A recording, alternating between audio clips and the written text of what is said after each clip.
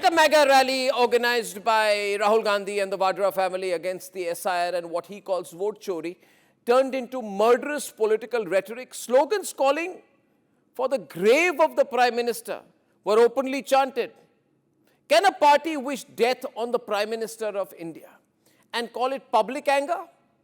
Well, a top Congress leader, a district president of the Jaipur Women's Congress, Manjulata Meena, specifically chanted, saying, Modi teri kabar khudegi, aaj nahi to kal khudegi. Please listen to this, please.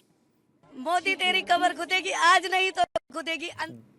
Deliberate and repeated call for violence against the Prime Minister. Ladies and gentlemen, this is the lowest of the bar of our politics, where you turn to abuse, calls for violence, and a threat to the life of the Prime Minister. Now, why would Rahul Gandhi be so frustrated that he would ask his top leaders, his leaders, to call for either a physical attack or violence on the Prime Minister and calls for death to the Prime Minister of India, the most popular, the most loved political leader of the country? Now, Rahul Gandhi is down to this. And I just want to say this today, that they want to target the Prime Minister because he is the living, breathing shield of Bharat. They want to eliminate him.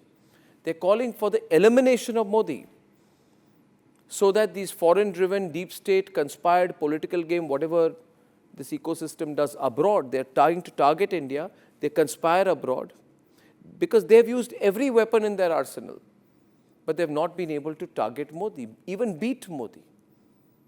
They've roped in the deep state, they've parroted every anti-Indian narrative, they've conspired with foreign forces, and they have failed.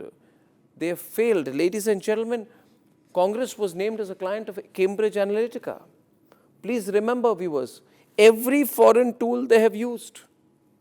The conspiracies outside the country to try and have regime change in India. After all, what was the Hindenburg report? The unsubstantiated reports by a tainted, now defunct third-party organization. It was all, again, a foreign conspiracy targeted at regime change in India. Did the Congress party not sign an MoU with the Chinese Communist Party, knowing that this is the ruling establishment in China? Knowing that if you sign a deal, Sonia and Rahul, why did they sign that agreement, which today they can't even own up to? They signed it. Xi Jinping forced them to sign it. Now, what they signed, what they agreed, why they did this. The point is, all these conspiracies are outside India to do something in India. Now, you have a Prime Minister who says, my family is my country. The country is my family. Who has no personal interests, none at all. Who, on the other hand, says that I'm only going to work for national interest. Against whom you cannot find a shred of evidence of any wrongdoing after 11 years as Prime Minister. So you want to carry out a change by calling for violence against the Prime Minister, by saying you eliminate the Prime Minister? Viewers, please note everything that's going on. Remember Soros, deep state, every word I have said. Remember it again when you hear these words. Modi teri kabar khudegi, aaj nahi to kal khudegi. Why are they saying that they want to eliminate the Prime Minister? Because Soros would love to see Modi out of power. Soros is putting billions to make sure there is no nationalism in India, to make sure Modi is not Prime Minister. And do not forget, Rahul Gandhi met Ilhan Omar in USA. She's totally pro-Pakistani and anti-Indian. The picture of the meeting exists, so you can't even deny it tomorrow. You can't even say that I didn't meet Ilhan Omar. This is the same Ilhan Omar who went to the Pakistan-occupied Kashmir, who has been funded and sponsored by the Pakistani government. And she's the person Rahul Gandhi had deep meetings with. Why? They don't want these questions asked. Ladies and gentlemen, the fact of the matter is this. What did Mani Shankar Iyer say when he was influential in Congress circles? He went to Pakistan and said, help us remove Narendra Modi and get back to resuming dialogue with us. Which means, remove Modi, we'll be back to business with Pakistan. ये कि वो भी एक sovereign मुल्क है और कि उनकी भी इज्जत है और उस इज्जत को कायम रखते हुए आप उनसे जितनी कड़ी बात करना चाहते हो करो, लेकिन बात तो करो, बंदूक को लेकर आप घूम रहे हो। This entire Eliminate Modi campaign, viewers, is not even anti-BJP, it is anti-Modi. It is anti-Modi, ladies and gentlemen. The election of Narendra Modi has been seen by these people as the backsliding of democracy. I don't understand this.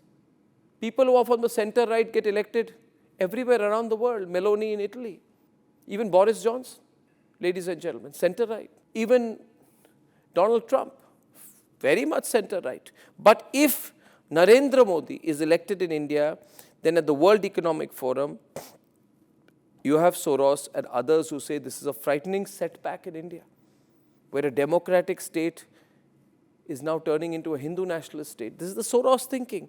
Why did Hindenburg happen? What was the word or the organization behind Hindenburg? It was an organization called OCCRP, which came out with a report in August of 2023. It was not an attack on Adani, it was an attack on Modi.